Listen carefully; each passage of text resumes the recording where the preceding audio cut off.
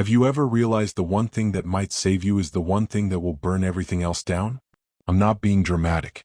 I've been in therapy long enough to know the difference between an intrusive thought and a flare from the truth. For the last 7 months I've sat in Dr. Mara Quinn's office every Thursday at 5:15 p.m., dissecting a night 17 years ago when my house split open like a rotten seed and something mean crawled out. I was 9. I crawled under the couch when the front door exploded, and from that slit of darkness I memorized a stranger by parts. The right index finger that didn't straighten, hooked like a rusted nail, a tiny lighthouse tattoo just under the watchband on the same wrist, and a cheap diver's watch with a turquoise bezel chipped at the 12. My brain branded those 3 things the way a hot iron leaves its mark. Forever, an emblem even dreams respect. The cops took my statements until the ink ran out. A composite sketch that looked like every second man at a bus stop. We got nowhere. There was no DNA that survived, no clear motive beyond something stupid and sudden. He wore a mask and gloves. He spoke 3 words I still hear in perfect clarity when I'm too tired to defend myself. Don't be brave. That was for my mother as she tried to stand up with a bleeding scalp. She stood anyway. She always did. And then she didn't anymore. When I told Mara the city was moving the case to the cold file cabinets, the metal morgue where cases go to freeze until a miracle, she looked like she was swallowing a needle. I hate that it comes to paperwork words like cold, she said, voice soft dry the way therapists are trained to be. You've done the work, Alex. Sometimes the work needs time to ripen. Sometimes it needs a different climate. She smiled a little at her own metaphor, then grimaced like metaphors weren't enough oxygen. I said paperwork didn't bury the dead. She nodded and didn't argue. A week later was the 4th of July. Fireworks gripped this city like a fever. I had a plan to sit inside with thick curtains and a movie where nothing explodes and no one dies, a soda sweating in my hand and a cheap fan coughing at the window. Instead, Mara texted 10 minutes after our session ended. Random, but my neighborhood association barbecue starts at 6. You mentioned you didn't have plans. No pressure, but you could come. It's friendly, a lot of older neighbors, a lot of overcooked corn, nothing fancy. I'll introduce you as my friend if that helps. Therapists don't do that. Not the good ones. Not the ethical ones. She knew it too, ended the text with, I know it's a boundary blur. Feel free to decline. I should have declined. I should have thrown my phone into the sink and kept my promise to the quiet apartment and the safe movie. But loneliness is an animal that makes you barter with your rules. I said okay. I told myself I would stand at the edge and leave as soon as the first sparkler hissed. I told myself I could pretend to be a different person with an easier past for 2 hours. Her block was the kind with maple trees old enough to remember names, porches that leaned forward like gossiping aunties, kids chalking crooked suns onto the asphalt. A basketball hoop with a net somebody had repair tied with white shoelaces. Long folding tables buckled under potato salads and deviled eggs and pies that sweat sugar. The air had that American holiday mix. Charcoal, butter, hot dog water, damp grass, bug spray, the faint metallic promise of fireworks waiting in cardboard. I found Mara near the drinks cooler. She wore a red bandana like a camp counselor and looked almost young, which is a trick she doesn't pull off inside the office. This is my friend Alex, she told a neighbor in a shirt with 50 paint stains. The good kind of friend who brings napkins when the store sells out of forks. The neighbor laughed like the joke had been practiced but still friendly. People pressed cups into my hand, asked about work, rolled out stories with soft middles. I stood at the edge like I promised, tried to let the noise fill me in harmless ways. It almost worked. Then the grill hissed louder. The guy working it turned, clacked tongs, said something I couldn't hear over a kid screaming, "Watch me," and a can of seltzer detonating. He wiped his hands on a towel that had American flags faded to pink. And then he lifted his wrist to check the time. I didn't see his face first. I saw a turquoise bezel nicked at the top, chipped crescent at the 12 like a bite taken out. The watch wasn't expensive, but it was exact. Below the watchband, the top arc of a lighthouse tattoo, little black lines like a woodcut print. And when he tilted the tongs into the flames, his right index finger didn't straighten. Hooked forward, tendon stiff and rebellious. The 3 things braided themselves together inside my skull. The world collapsed to the square foot around his hand. Mara's voice arrived a beat late. Alex. She was smiling at someone over my shoulder, not at me, then she followed the line of my stare and her expression softened. She touched my elbow. You okay? "Who's that?" I heard my voice like it had to travel through concrete. "My brother," she said like it should have been obvious. "Caleb, do you want a burger or, Alex, you're pale?" I said nothing useful. I stepped backward and hit a folding chair hard enough to shove it. The noise punched a quiet hole in the party. People looked and I felt the look like sunburn. I kept moving. I made it to the shade, then the yard edge, then the sidewalk. I didn't run because running is a confession. I walked with the posture of a person who left their stove on. I made it to my car by faith and habit. I drove 2 blocks and had to stop because every traffic light looked like it was underwater. What do you do after you see the monster wearing a family face and a holiday apron? You do what 9-year-old me learned under the couch. You get low and you make yourself small and you memorize. I opened my notes app and wrote in a single block because punctuation felt like disloyalty to the urgency. Turquoise bezel chipped at 12, blue nylon strap darkened by sweat near buckle. Right index finger doesn't straighten, old injury, mallet finger? Fracture?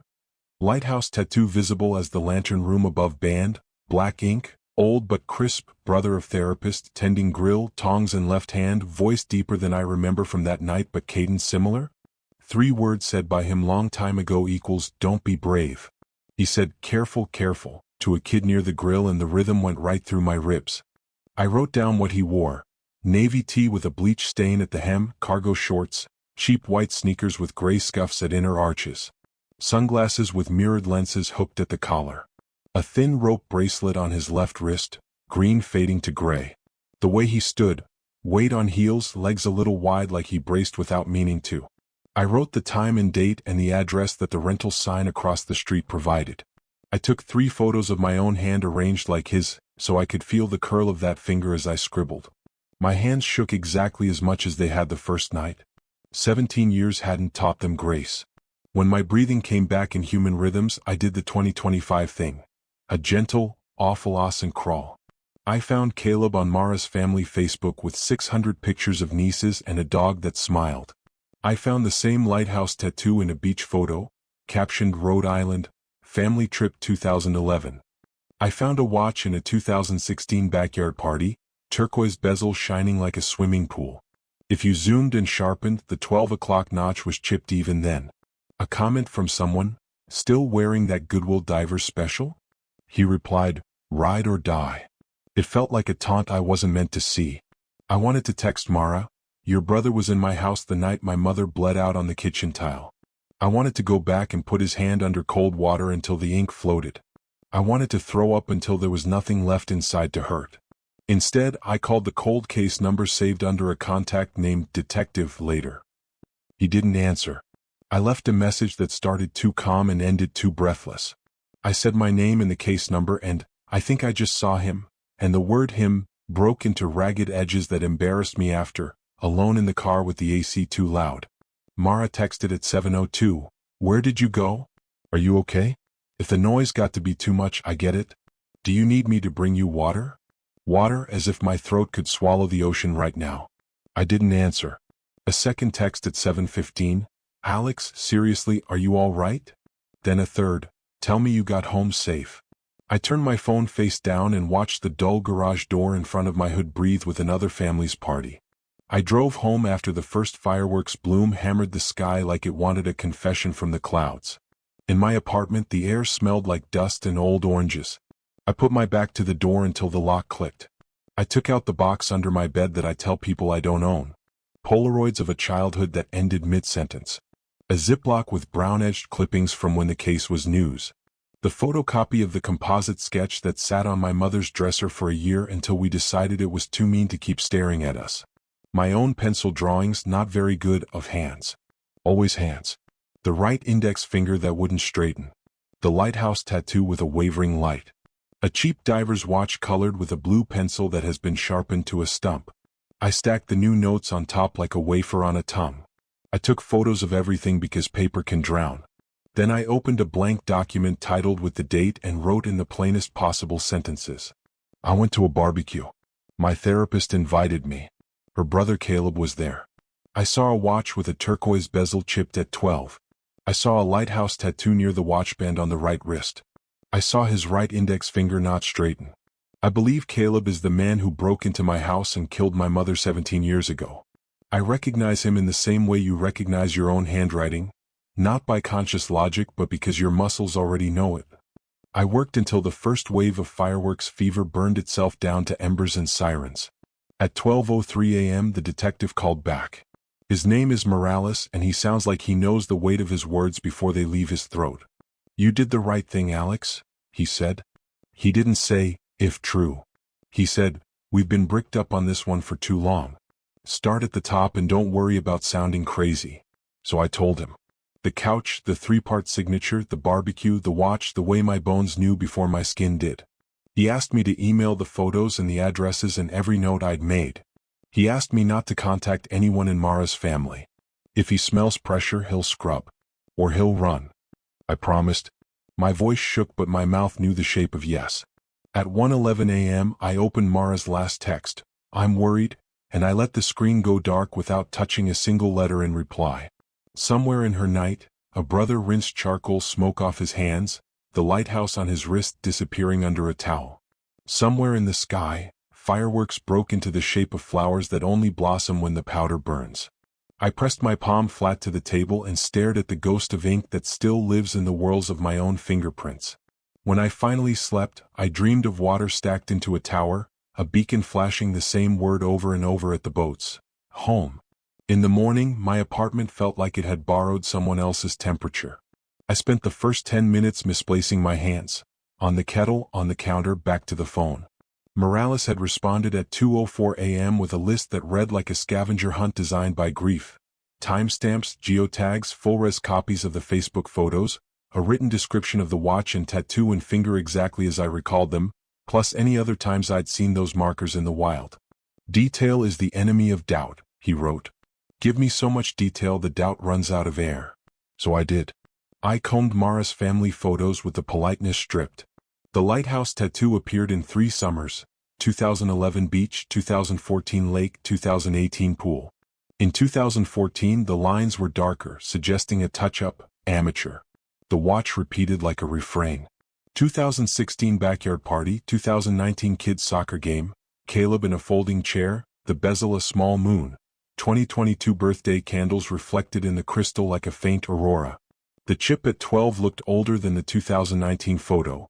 There was no version where the bezel was perfect. The finger in picture after picture refused to straighten, the tendon frozen in a posture of distrust. I screenshotted, circled, labeled like a librarian in a crime lab. I sent it all.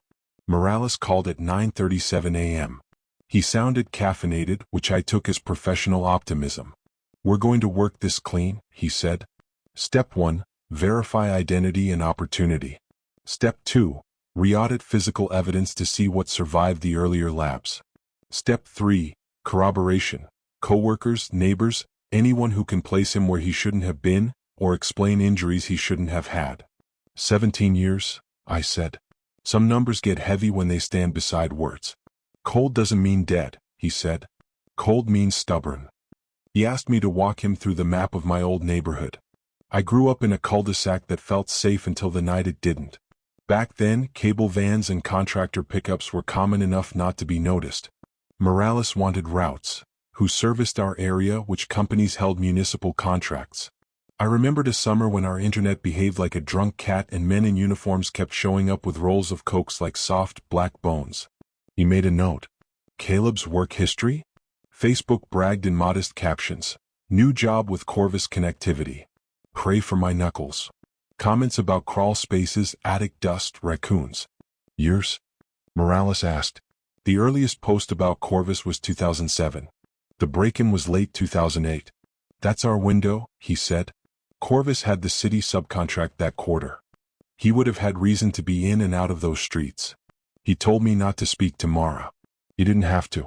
The words stuck to the inside of my cheek anyway. What would I say? I think your boundary violation turned into an identification parade. I think your brother once pressed a gloved finger to his lips in my living room and told my mother not to be brave. It would wound her no matter which version was true. The day sharpened into tasks. I pulled out the single cardboard archive box I pretend is just a moving box. Inside, the police reports I got through a public records request when I turned 21 and decided I would no longer wait for permission to learn how my life bent.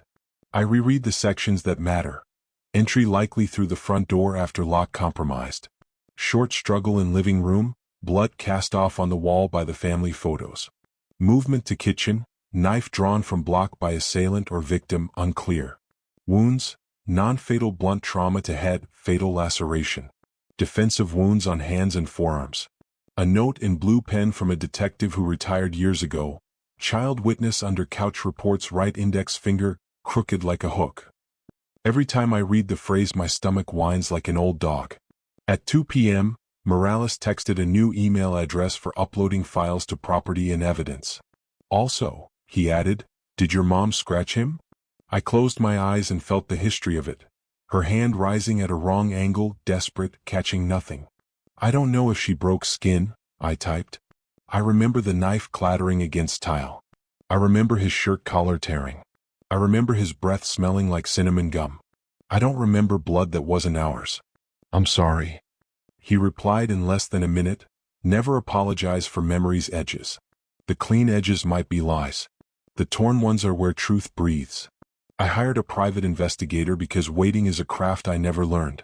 Her name was Char, short for Charlene, 30-something with a voice that could lift an eyelash off your cheek without touching your skin. We met in a diner that pretends it's still 1989. She took notes in a hand that slanted like reed grass. "We're not duplicating police work," she said. "We're running a flank. I can look where they can't, faster, looser. I can knock on the wrong doors and learn what the right ones are." Her rates were high, so I paid anyway. You can't take it with you and you can't buy back time unless you use money like a wedge. Within 3 days, Char called with the kind of facts that feel mundane until they bloom into daggers. Caleb was employed by Corvus as a residential tech in 2007 to 2010. His coverage zones included our exact cluster of streets. Work orders placed him on our block 3 times that summer and fall for installs and 1 troubleshooting ticket the week before. He filed for short-term leave in December 2008 citing a family emergency. He returned in February and moved to commercial installs. "The week before your night," Char said, voice flat in that respectful way. "He was on your block on Tuesday for a neighbor. Friday was you. Saturday he texted his supervisor that he needed to swap shifts. Sunday he called in sick." She paused. "It could be coincidence. But it's a thread thick enough to pull." Morales loved threats. "Give me names," he said, and Char gave them to me to give to him. He said about his cop work. Interviews with people who keep everything they've ever said to anyone on a mental ledger, subpoenas for old employment logs that still exist because companies are as bad at deleting data as they are at keeping promises. He requested that Property pull every box tagged with my case number from the cold storage hangar and check for anything they hadn't tested in 2008 because budgets hate science. He told me not to get my hopes up and then sounded hopeful anyway. Mara emailed from her professional address because some part of her still tried to color inside lines even as she scribbled over them. "Alex, I'm concerned we left the barbecue abruptly," she wrote. "If anything about that environment triggered you, I want to address it and repair if possible. If you prefer referrals, I can provide them." It was textbook in its wording, which made my chest itch. I typed out 3 versions of, "You invited me into your life like it was a spare room. How was I supposed to know there were traps on the floor?" and deleted all 3. Then I wrote, "I need to pause therapy for personal reasons. Please consider this my formal termination of treatment. I'll reach out if I need referrals." It was all true and entirely insufficient. 2 days later, a man from the state licensing board left a voicemail asking if I wanted to clarify anything in my complaint about professional boundary concerns. I'd filed it at 3 a.m. after the barbecue when my anger needed a legal door to knock on. In the interview he was careful and slow, asking whether I felt pressured, whether the invitation was coercive, whether any intimacy interfered with care. I said the invitation itself was the interference. "It isn't about whether the potato salad was good," I said. "It's about how my therapist's brother shook tongs over a grill while the same hand told my mother not to be brave. It's about how I was in clinical work when a personal snake slithered over my shoe." He said they would investigate. He said he was sorry and that didn't matter and that it always matters a little anyway. Property found things. I got the news on a Wednesday when the sky felt like it had been washed with hot water and hung crooked on its line. A paper bag from the kitchen trash, sealed all this time, with the inside lip swabbed poorly in 2008 and then abandoned when the lab said, insufficient quantity, contamination likely. A bit of duct tape used on the door? Yes, I know how movies get made. A shirt cuff the detectives never traced, recovered from the backyard where it tangled in the winter brown hydrangeas. Morales said modern kits can coax a voice out of dust. We're not promising a choir, he said, but one note can change a song. He sent it to the lab with a yellow flag rush that means cold case, victim still living, public interest. He told me to expect a long wait anyway. Labs run on calendars, not on desire. In the absence of results, the body finds rituals. Mine were small and feral. I checked the deadbolt 3 times and then checked my memory of checking it 2 more. I installed a camera because light looks like proof when you're empty. I walked at odd hours to make the world move when my heart wouldn't. A man on my block with a similar gait to Caleb's passed me one night and I was ugly to him in my head without reason. I apologized to the air after because I'm trying not to be the kind of person who turns every stranger into a silhouette for my fear. Shar kept feeding me lines. A former coworker remembered Caleb showing up with his fingers splinted one winter, complaining he'd jammed it on a damn banister. Whether it was a real injury or a cover story, the finger never straightened right after, and the splint picture in the coworker's memory was on the right hand. Another coworker remembered a lighthouse tattoo session at a basement shop with friends. Cheap ink and cheaper beer. No one remembers the chip on the watch. Chips are private until you look hard. When the lab results came, Morales didn't play coy. Partial profile, he said. I braced for the rest. From the inside lip of the paper bag and the duct tape adhesive. Mixed sample degraded by time and poor storage. But we can exclude half the city, and it's consistent with your subject. Not enough to name him without the comparison, but enough to justify a warrant for a buccal swab. Does that mean? I couldn't finish. It means a judge could say yes if we present the totality, he said. Your identification anchored by those 3 distinctive features. His work in your neighborhood that week. The injury story about the finger. The partial profiles. It's not a slam dunk, but it's basketball. All layups count as points. The DA's office assigned an assistant named Donovan, a careful man with a precise haircut who likes to stack facts like bricks until they're load-bearing. He didn't look at me like a witness who had turned their trauma into a personality. He looked at me like a person who had learned how to keep breathing in a room with very little air, and he said that skill would help in court. Juries like details and humility, Donovan said. Tell the truth and say, I don't know when you don't. The defense will try to make your certainty look like a religion. We'll make it look like what it is. A measurement conducted over 17 years with the only instrument that never stops recording, your attention. The judge said yes to the warrant after a morning of questions that tested where our story bled light. Caleb answered his door on a Tuesday, and 2 detectives with calm faces told him about a court order and a swab that would feel like a Q-tip. He complied because people with nothing to hide comply and people who believe in their own story comply, and sometimes there's no difference. He asked for his lawyer without being asked. His lawyer issued a press statement the next day calling this a witch hunt based on a child's blurred memory and a tattoo every 3rd guy gets on vacation. On the news, they put my procedural case file number in the corner like a weather graphic. They blurred my name and left my pain in crystal clarity.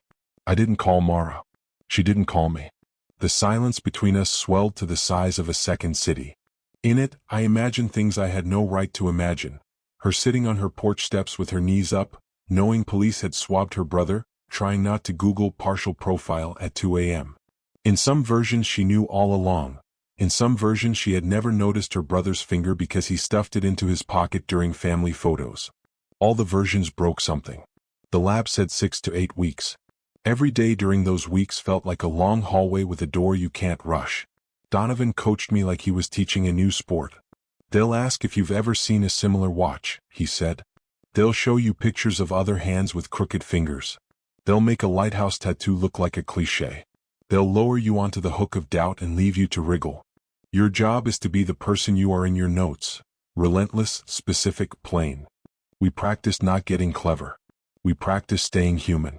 In week 4, the licensing board concluded their review of my complaint.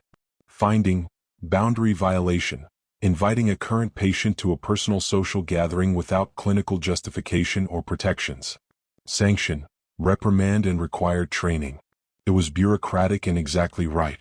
It didn't care about barbecue corn or fireworks or brothers or blood.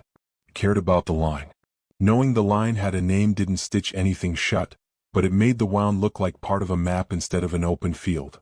In week 7, Morales called with a voice that wore its neutrality too carefully, the way one wears a suit to a funeral where the dead person still owed you money. Partial match, he said. Consistent, not conclusive. The tape in the bag whispered a number that resonated with the cell samples from Caleb's cheek, but they didn't sing the exact same note long enough for science to call it proof. I sat on the floor because chairs felt like lies. Donovan told me that partials convict people sometimes when the rest of the story holds. He told me that juries are not math, they're weather. I told him weather can still drown you. Caleb's lawyer held a press conference where he called me understandably traumatized and tragically mistaken. He said my brain had stitched a harmless family man into a monster because it needed a body to bury. I turned off the TV before the part where they show photos that try to make everyone look like saints or wolves depending on who bought the airtime. Donovan didn't blink. We're taking this to a grand jury, he said. If they indict, we move. We present the totality, the 3-part signature, the work history, the finger, the tattoo, the watch, the partials, the coworker who remembers the splint. We keep your testimony clean. We never promise what we can't deliver. We let the narrative do its job. Narrative is a word people use when they don't want to say story because story sounds like something you make up. But stories are how we wrap reality so we can lift it. I testified in a windowless room whose air smelled like the inside of a book that has been touched by too many cautious fingers. 23 people watched me talk about a living room rug that no longer exists and a watch that refuses to forget it's broken. I told them how 9-year-old me learned to count without making noise. I told them about the hand that did not straighten and the lighthouse that glowed even in a dark room because once you see it, you always will. They asked good questions. They asked dumb ones that were actually good because they tested whether I would tangle myself trying to please. I didn't. I stuck with the plainness that has saved my life more than once. 2 days later, Morales called. Indictment, he said, and exhaled like a man who'd been holding his ribs shut. I went outside and walked until my legs trembled because standing still felt like a dare. The arrest happened that afternoon. The news got it before I wanted them to. A mugshot slapped the screen and made him look smaller and meaner, and both of those things are tricks cameras play with our hearts. Nothing can tell the truth about a person's soul in a picture. But a picture can still be a map pin. He was inside a cell when night came, and I slept a 3-hour block like a person whose house finally has a door again. Trials don't look like television unless you mute the sound and put a thrilling soundtrack under footage of people naming dates. The first day, jury selection felt like speed dating for people who don't get to say no once the judge says yes. Donovan asked how they felt about eyewitness testimony after long years. The defense asked whether anyone had a watch they loved. One man lifted his wrist like a flag. He wore a turquoise bezel diver's watch. My stomach performed a brief, vicious acrobatics, and then the judge dismissed him for cause because he'd written an essay in college about wrongful convictions and slept with it under his pillow, metaphorically speaking. The second day, I sat outside the courtroom reading the same paragraph of a paperback until the words ferried me across to the other shore of the page without telling me what the paragraph said. Donovan went over our order of battle. Me, then Morales, then Shar, then the coworker with the memory of the splint, then the lab tech with the partials, then the expert who explains why partials matter even when they don't settle every argument. We never say perfect, Donovan said. We say honest. We say consistent. We say independent strands that tie the same knot. When I took the stand, my tongue behaved like it understood it was part of a machine we were building in real time. Donovan's questions were bones I could attach muscle to. He didn't lead. He set the table and let me put plates where they belonged. I told the couch story without romance or gore, like laying out tools. I described the 3 markers the way a cartographer describes landmarks. The right index finger that failed at straightening, the lighthouse tattoo, the turquoise bezel with a bite taken at 12. I reminded the jury that people change faces with time and weight, that hair lies, that voices catch new music, but some choices endure. A cheap watch someone keeps for 16 years because it feels like a friend, a little tattoo done during a summer of too much salt and too many beers, a bone that decided it preferred crooked. On cross, the defense tried to turn my attention into a weapon against itself. You've looked for this man your whole life, haven't you? He said, not quite a question. You could have seen him in anyone. I said I'd seen pieces of him in many, but the whole only once. He put up a slideshow of men with bent fingers and asked if they looked like monsters. I said fingers aren't monsters, people are. He smiled like he'd caught me being myself. He asked whether a lighthouse tattoo means anything beyond vacation. I said it means the person survived a needle and liked the idea of rescue. He didn't like that answer, so he asked about the watch. Lots of people wear blue watches, he said. Lots of people chip them. It's baked into the design. He could have bought it used with the chip already there. He could have borrowed it. You could be seeing what you need. True, I said.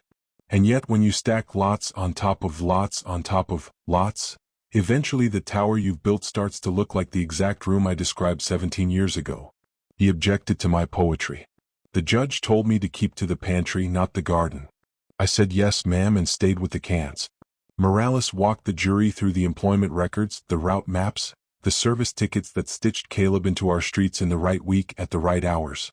Shar testified with the grace of a woman who knows how to walk across a pond on lily pads that look like they might not hold. She delivered the co-worker statements like weather. Factual, boring, inescapable. The lab expert held two ideas in her hands at once and let the jury see both. Partial profiles are not full names, and partial profiles still rule out entire cities full of strangers. She said our tape in our bag whispered the same set of alleles as the swab.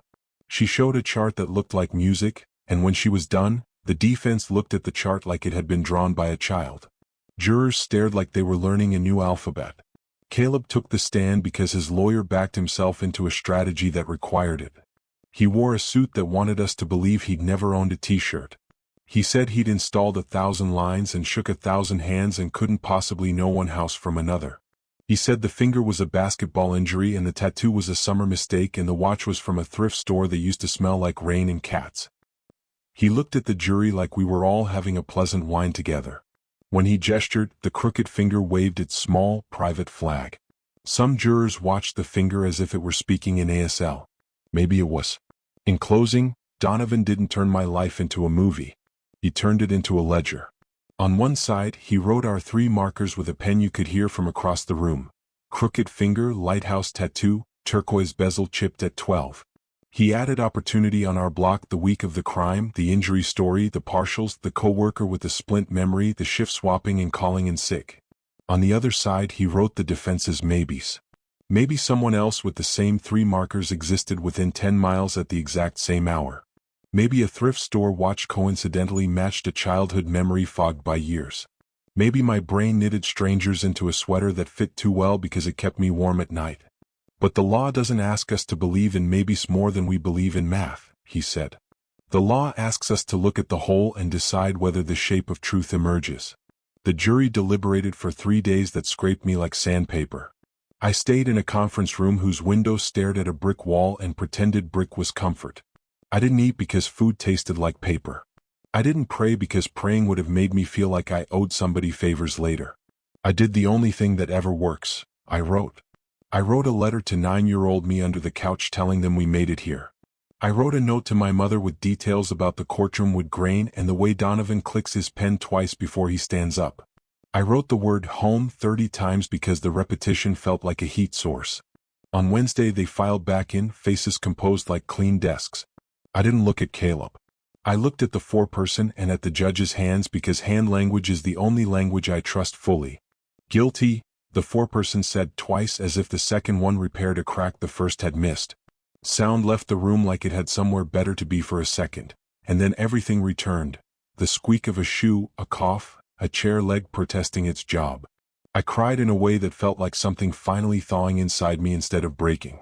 Caleb didn't move except to clench his jaw so hard the muscles near his ear twitched like a moth.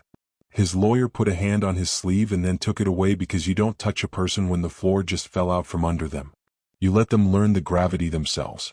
Sentencing arrived like an echo. I stood and read a page I'd rewritten 6 times and printed on good paper because important words deserve a hard landing. I told the court I had carried a lighthouse inside my chest for 17 years and last month it finally flashed in a way other people could see. I told Caleb that I did not forgive him because forgiveness implies a fair trade and there was never going to be one. I told my mother I was sorry I couldn't make the world softer but I could make it fairer in this one specific room on this one specific day. The judge spoke and used words that weigh more than most. Life, consecutive. None of them bring my mother back and all of them mattered anyway. After, I drove to the cemetery where the grass always looks like it got the job yesterday and is trying very hard to impress its boss. I sat down between two stones that keep my family heights. I told them a story that ends with a door closing and a different door opening where there might be a kitchen with blue tiles and sunlight on good days. I told them the lighthouse had done its job. It had gotten me to shore, and now I could build on land. The wind moved like someone was checking on me. I said I was okay and I didn't lie. Weeks bent into something like normal. Normal is a cheap word. Mine is customized. I joined a group where people carry similar weights and we compare straps. I learned how to say partial profile without feeling like I was apologizing to a microscope. I sleep 5 hours in a row most nights, and the nights I don't, I make tea and stand at the window and watch the red tips of other people's cigarettes moving like fireflies.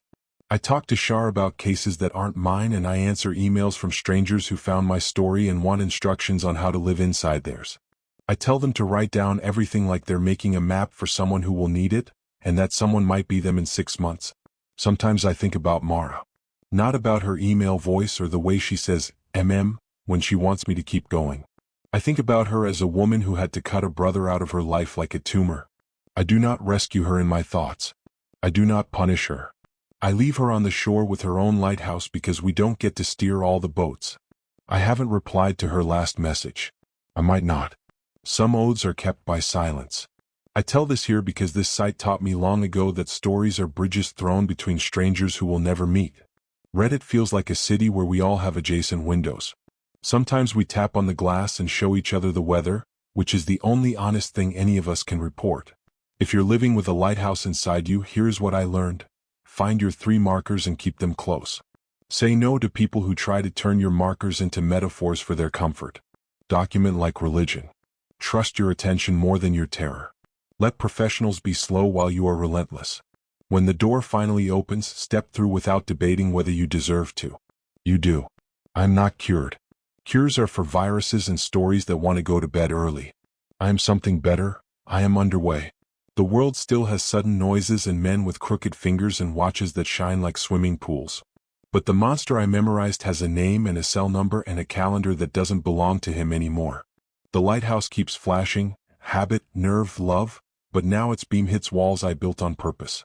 My life looks like a small house with a red kettle and a good lock and a table where I write maps for people who will never know my mother's laugh but might learn how to keep their own. If you need a sign tonight, let it be this. Sometimes the thing that ruined you leaves a signature you can read back to front until it becomes a door. Open it. Step through. Bring a pen.